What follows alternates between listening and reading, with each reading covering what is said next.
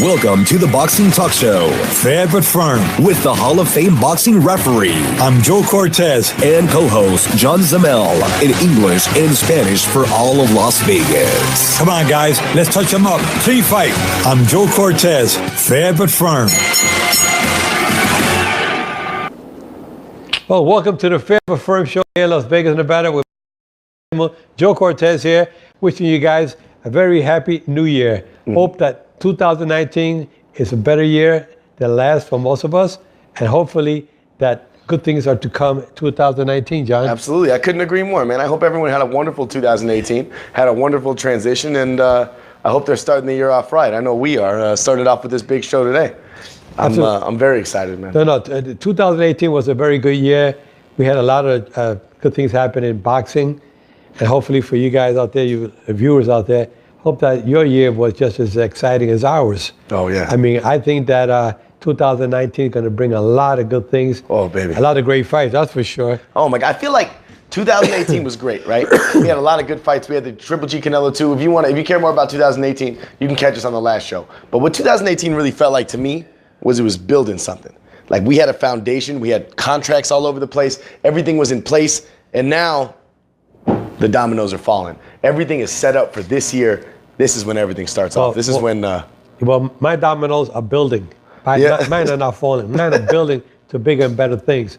Because I feel that with all these young fighters that are coming up, and we'll talk about one in a few minutes, Devin Haney, who's fighting this Friday night on Showtime. Well, we'll talk a little bit more about that. But there's a lot of young talent coming up. And of course, you know that 2019, we're going to see a lot of big fights that we hope come to fruition.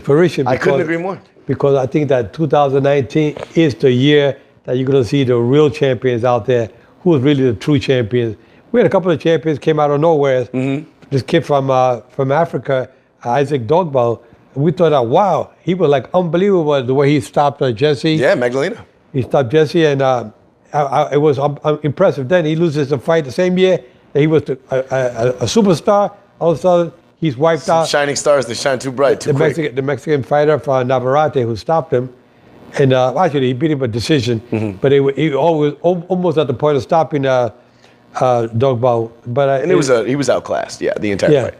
But there's a lot of good fighters out there. I couldn't agree more. Look, I'm going to go so far as to say this right now on record. Boxing has had a million different golden ages. It had the golden age in the very beginning, the turn of the century. We had the golden age in the 70s, the big heavyweights. We had the golden age in the 90s with the big heavyweights. We've had a lot of golden ages. I think boxing is entering a new golden age, and you're going to see the beginning of it really start in 2019. And I can't wait to give you a million reasons why, honestly, because it's, we have a bunch of superstars. We have more exposure than boxing's ever had right now. A million different ways to watch it, from your phone to your tablet to your computer to your TV to everything you could possibly imagine. Now is the way to consume this sport in the best way possible, and we're putting out a good product. I gotta tell you. With modern day technology, I can just see a television in your mirror. While you're shaving in the morning, there'll be a monitor right in your mirror showing you boxing. That's what technology is going to. It's one of my... in your mirror, there's a guy so handsome, it looks like he's on television. Well, that's one of my own creations. I'm always creating different things, and that's going to happen. Modern day technology,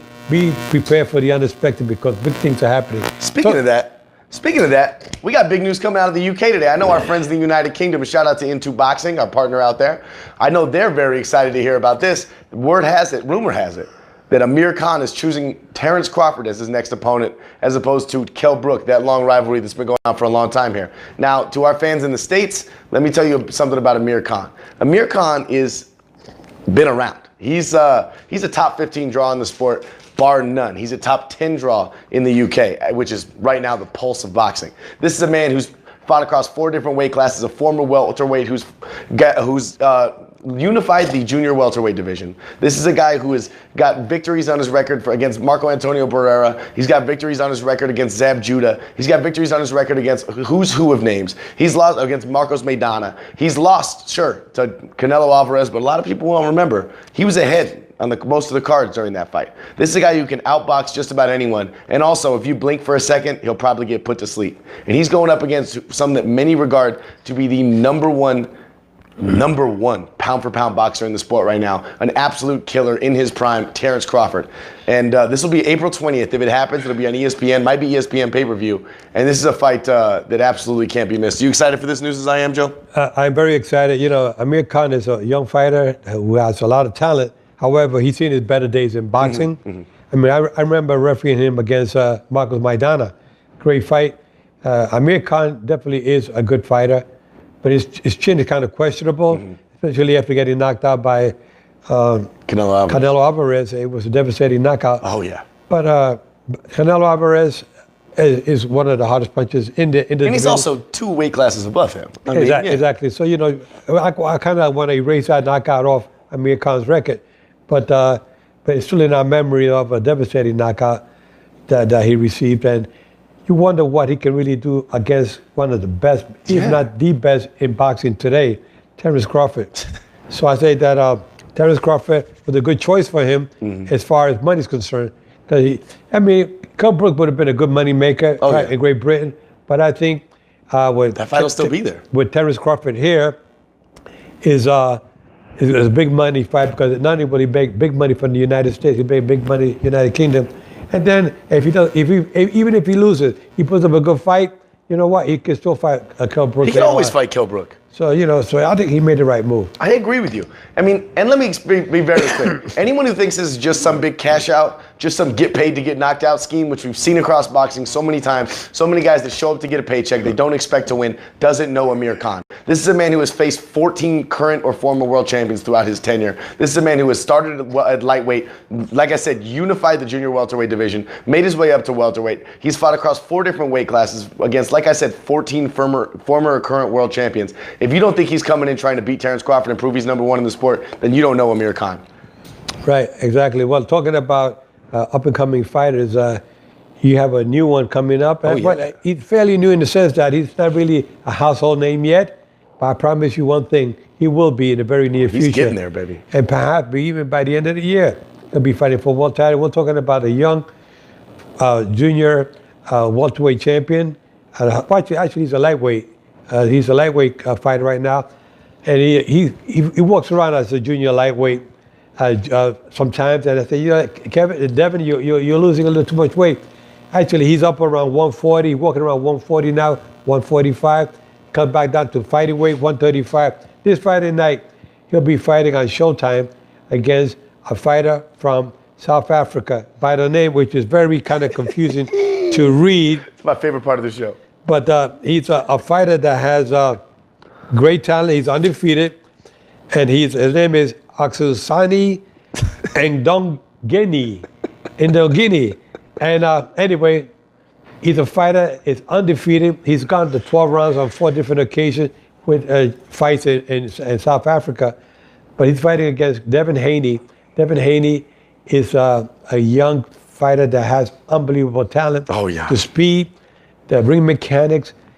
Looking at him is like watching a young Sugar Ray Leonard coming out of the Olympics, fighting Roberto Duran, that kind of a style, that kind of energy. But on top of that, he's only 19 years of age, you see? And I've known him since he was about 11 or 12. And now I'm an advisor on the team. Thank you. And I helped him, you know, to get them on the right track. They're definitely doing the right thing. He's the youngest promoter in boxing, Devin Haney Promotions, which is a good thing that they did. And I think that Devin Haney is definitely on the right track to becoming a world champion, hopefully by the end of the year. Now, you know, John, there's a lot of top lightweights out there. Mm-hmm. And, you know, Lomachenko out there. Who?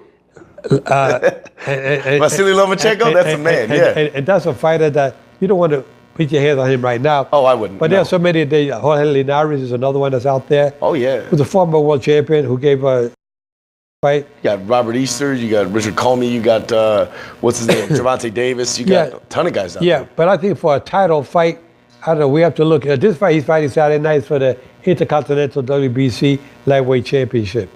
And Devin Haney is going to be fighting for the first time a fighter who's undefeated. He's fought This is a step up in competition for him. That's fair to say, right?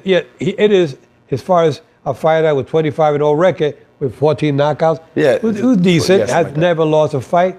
The kid comes to fight this fighter from Ghana, Dogbo, who came up out of nowhere. There were fighters in the past who were great, outstanding fighters. Ike Cortez was a great fighter from Africa. You had Dick Tiger for you old timers, you baby boomers. Remember Dick Tiger back in the 60s? Oh, yeah. He was one of the best out there.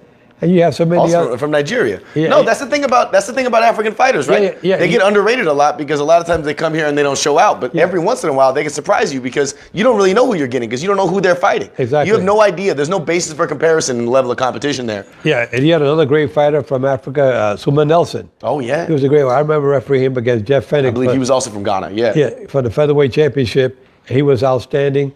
What a fighter he was. But so these fighters sometimes can surprise the hell out of you. Come out of nowhere, unheard of fighters, and all of a sudden they come in and beat the fighters that are up and coming. So we hope that it happens all the time, man. It happens a lot. It happens quite often. A lot of prospects that get surprised. But my prediction is that Devin Haney is going to showcase his abilities in the rings Friday night on Showtime, the new generation, and he's been on there twice last year on Showtime, showing his skills. His boxing ability. He came out and said he's ready to move up to the next Showtime cards. He said he's done being on Showbox. Yeah, well, this year my prediction, he'll be fighting for a world championship by the end of the year. Well, there you go. And rightfully so. That's exciting, man. And for those of you who don't know who Devin Haney is, Devin Haney is he's gaining a lot. His stone's starting to turn. He's gaining a lot of traction right now. He's boxing scene's 2018 Prospect of the Year, beating out a lot of guys like Shakur Stevenson, Teofimo Lopez, a ton of guys like that. There's a million different people that you know what I mean? Ryan Garcia, a lot of guys who were considered top prospects. He beat them out on BoxingScene.com, which is one of the premier boxing websites in the world. The boxing subreddit on reddit.com/boxing. That's he's their prospect of the month right now. I mean, we're not just talking about this guy because Joe's in his corner. This kid's the real deal, and he's coming out and he's ready to play. And if you're not paying attention to him, he's going to make sure you do soon. That's one thing. And I'm excited to see this fight. This is a step up in competition for both of them. Yeah, absolutely. So, absolutely. I feel that Devin Haney and his whole team, that we're all behind him, his career. We want to make sure we got him in the right direction. I'm an advisor, consultant on the team, which I hope to continue doing. And make sure I want to be there when he gets that crown, put that belt around him. Ooh. And on top of that, he's going to be there for many years. Mark my word. A lot of people are saying Devin Haney has the same type of a style, like I said before, Sugar Ray Leonard, but he also stands to be perhaps as good as Mayweather in the near future. I mean, we're not saying he's as good as Mayweather, but he's heading in that direction because of his style that he has. You know, those are two of the greatest to ever lace him up. And this is a gentleman who knows as much or more than anybody who's ever spoken about boxing. And he's comparing this kid to I mean, for anyone's money, two of the 5 greatest to ever do it. Well, I'm seeing him going in that direction. He's not there yet. But just to be mentioned in the name, same breath as those people, you don't just say that. Yeah. I'm saying it because I've been around boxing for over 60 years of my life, and I know talent when I see it. And this kid, I mean, a lot of people out there talking about him. Some of the great ones already say, you know, this kid definitely is on the right track. Stephen Bredman Edwards was just talking about him on BoxingScene.com this weekend. He was talking about, he was saying he doesn't get as much hype as maybe Teofimo got this year, but he put him right up there with the best in the lightweight division, which I think is exciting, man. I mean, this is one of those few guys. You know, when you could see him up and coming, when you could see all-time greats, or, you know, I don't want to put him in that category yet, but when you could see future top 10 pound-for-pounders. Let's just call it that. You see future top 10 pound-for-pounders at the very beginning. You can watch their career progress. I think it's a very big deal. And people who aren't paying attention right now better pay attention Friday on Showbox. There's a lot of people talking about Teofimo Lopez. For good reason. You know, and he's up and coming. You're not talking about him against Haney. No, not yet. You know, I wouldn't. We don't want to put 2 rising stars against each other because in the real world, we'll save those guys for the big fights down the end where they really establish as world champions. As both of them will be established as world champions. So me knowing boxing the way it is, and you listeners out there say that'll be a good fight. It may be a good fight for you, but in the business world of boxing, it's not a good fight for them. They're just getting it started. So why put those guys both have pound-for-pound potential. You don't want to pit them against each other yet. Wait for them 2, 3, 4 years down the line where they can really make, you know, hundreds of millions of dollars. They've been sparring against each other, right? Maybe have they not? Yeah, they probably did. I think that if we save for down the line, they can make hundreds of millions of dollars. If they fight now, they may make a couple of million. Well, here's the question: where's Devin Haney's ceiling, weight-wise? He's a kid, man. I mean, this guy's a kid. Devin Haney was pretty solid. When he blossomed, he'll end up being a a welterweight fighter at 154. Wow, that's high. That's why I see him where he's going as 135 now, 19 years of age. That's nothing. He'll definitely be 20 pounds? full blown when he's really mature. 154. He's got the height. He's solid too, man. About, he's he's solid. about 5'11", tall, good, solid, good. There's no fat on his body. No. And again, he's a workaholic when it comes to working out. I couldn't. That's exciting, man. I'm excited now, for you. Now, HBO last year, it went kaput. They finished. No more boxing with HBO. No mas. But I say, you know what? Boxing will come back with HBO probably by the end of the year or maybe next year. I think they're going to start back. There's going to be a demand from the fans out there. Subscribers want these fights. A lot of people went on, bought an HBO package deal because of boxing. A lot of them say, no, I don't want HBO. You know what? If they bring HBO back on a smaller level, smaller fights, like a contender series type of a thing, they can work it like Showbox does. Showtime does. So I think they can do it as well. Anyway, that's one of the things. Also, another thing I want to talk about is the Nevada State Athletic Commission, the New York State Athletic Commission, the New Jersey Boxing State Commission, the California, all these big commissions that have the major fights. They have to keep on working to raise the ante as far as making sure that the judges and referee are up to par, making sure that they are, really qualified to do these major fights. Because the major fights are coming to these big cities. We want to make sure we have the best officials. I agree with that. Working the fights. So I'm going to talk about it. I want to start my seminars, do a convention where we're going to start doing certification courses under the Faber Firm Boxing Academy. I want to make sure that all states around the country would support this program because we are going to have the best judges and referees giving these seminars to teach referees and judges to be qualified to referee and officiate, judge the major fights. So we look forward to that. The Faber Firm Boxing Academy by mid-year around there to make sure we have that here in Las Vegas, the boxing capital of the world. Joe, I have a question for you. A lot of people are calling for more of a system of accountability in boxing. Not just making sure they're trained correctly, not just making sure they're the best ones, but afterwards. For instance, if there's a judge's scorecard that a lot of people disagree with, perhaps making how do we make these judges accountable? Maybe accountable to the public. Is it crazy to ask them to explain their decisions? I mean, that's been brought up a lot by a lot of people. Well, what it is that the judges have to sit down and say to themselves, okay, what did I do wrong tonight? Was I not concentrating on what I was doing? Sometimes if you lose concentration in whatever you're doing, for whatever reason, you're not giving 100% of your actual scoring. Yes, sir. So I think that what we have to do is say, have them concentrate. They don't. We have them put them back down to do smaller fights, 8-rounders, 6-rounders, and whatnot. And then they're going to realize. From the administrator's standpoint, that makes sense. Yeah. You have to then say, okay, you're going to bench them for a while until they get. Try them again. You give them another opportunity. If they keep up with controversial scoring a fight, before you know it, they'd be in the B class as judges or referees. Then they're going to wonder. And that happens all the time. They're going to wonder why they're not getting the big fights. But then the commissioners and the administrators have to bring them in, not to punish them, but to explain to them why is it that you are scoring the fight the way you are, or why is it you're refereeing the fight the way you are. You're not up to par. The commissioners are looking at you. The executive directors are looking at you.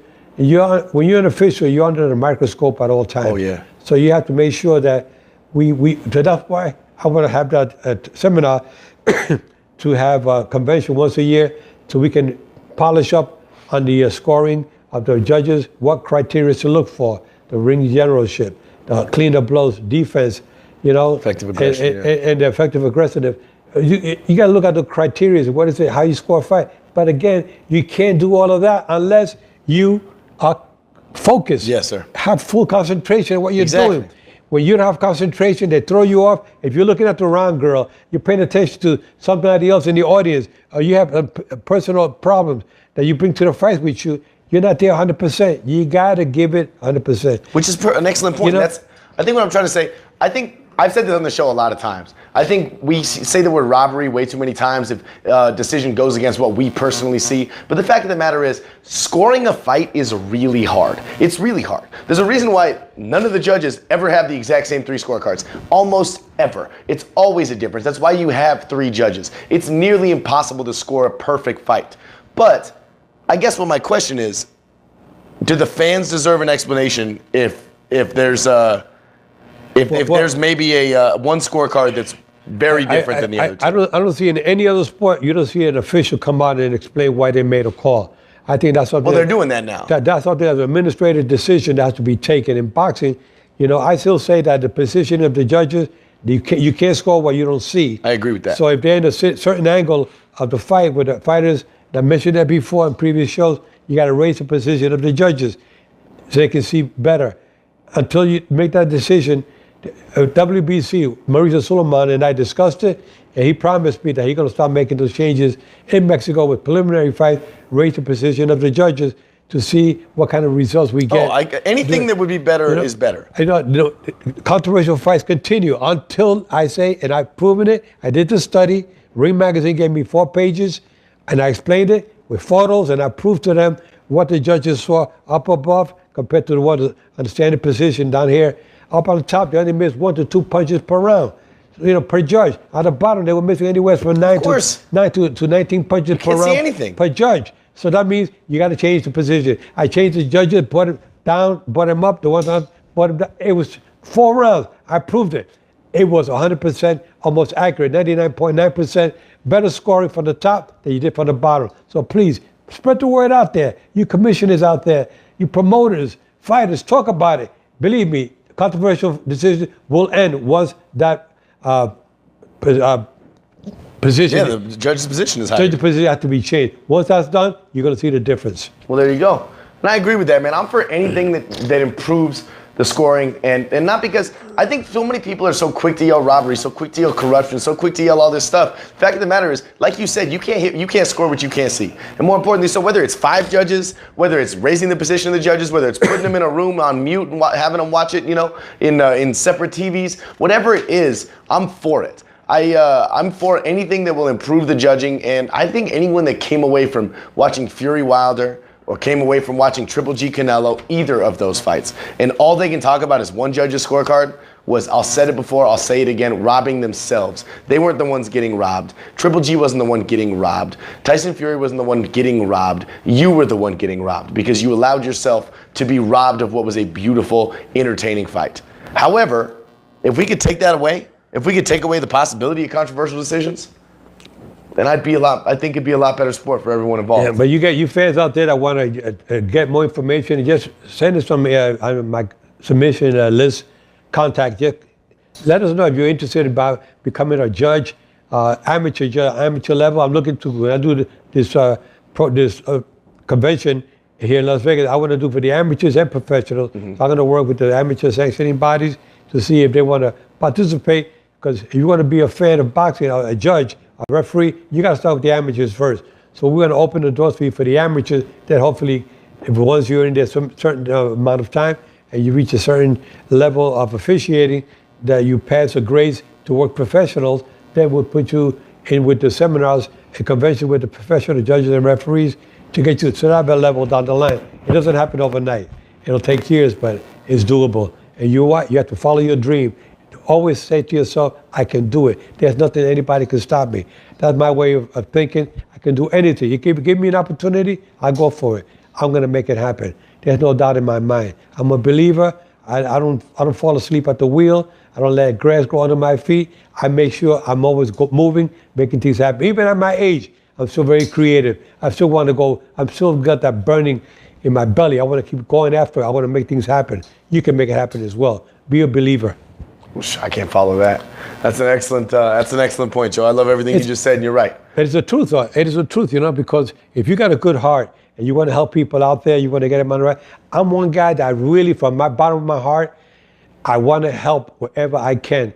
And there's some fans out there that hate me. That's okay. I accept that. You know what? We're all human. But you know what? I love everybody out there. I want to reach out to help out wherever I can. Whether you hate me or love me, I don't care. I'm still going to continue doing what I'm doing because that's what my body, my heart tells me. The good man up there tells me, Joe, this is what you're doing. Keep on doing what you're doing. You're going to do the right thing. If I can help you get on the right track, that's what I want to do. It doesn't have to be boxing. It can just be in anything in life. You need some help, I'm there for you. There you go, baby. I love that so much. Make sure you join us next week, as always. We'll be talking about Pacquiao-Broner probably next week. We'll be going into the intro for that fight. Make sure you subscribe on iTunes. Make sure you subscribe on Spotify. Subscribe on YouTube on the Joe Cortez channel. Make sure you subscribe on Audio Boom. Make sure you watch us on Facebook, probably right here. If you're watching us live right now, then that's where you're watching us. Make sure you tune in on Saturday mornings if you're in the Las Vegas area on 101.5 FM, 720 AM KDAWN, the Valley's only sports news talk FM radio station. And just make sure you watch out for Devin Haney on Friday, because that's one you don't want to miss, gang. Honestly, no question about it. And like I said before, if you believe in boxing, stick with it and become a real fan. And don't look at things on the negative side. Let's look at things on the positive side.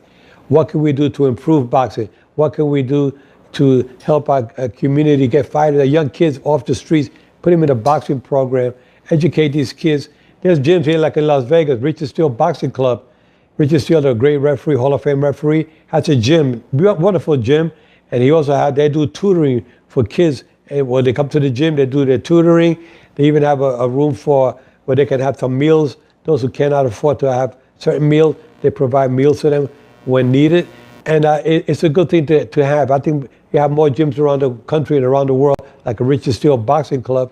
It's like a family. So Richard Steele is like a role model. The kids come there, he talks to them, gets these kids on the right track. He wants to see their report card, see where they're lagging, to see if we can help them out with something. He does that. So, try to get those kind of programs around the world to help get these kids off the streets, because they definitely need it. There's a lot of youngsters out there that need some help and some support.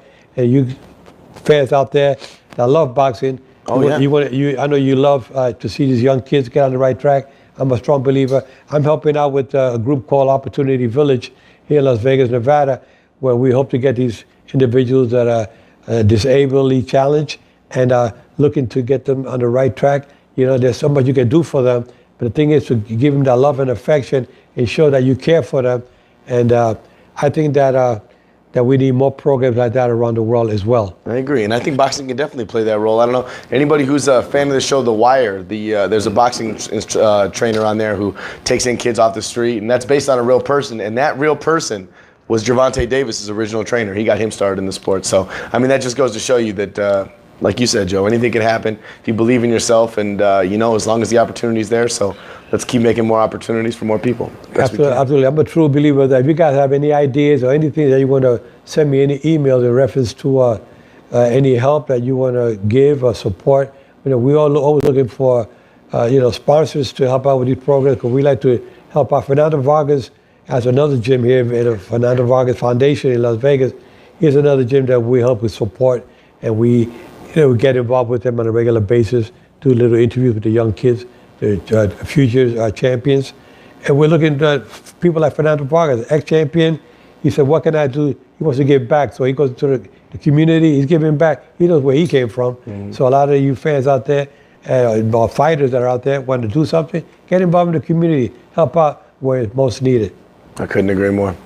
Well, fans, this is all I have to say for now. We want to wish you all a healthy and a happy new year. We'll see you next week. Take care. God bless you always. And remember, keep your guards up at all times. And I wrote a little note here that says, I can do it. That means you can do it, guys. Anybody can do anything you want to do. Follow your dream and make it happen. God bless. Keep your guards up at all times. Remember, I'm fair, but I'm firm. Touch them up.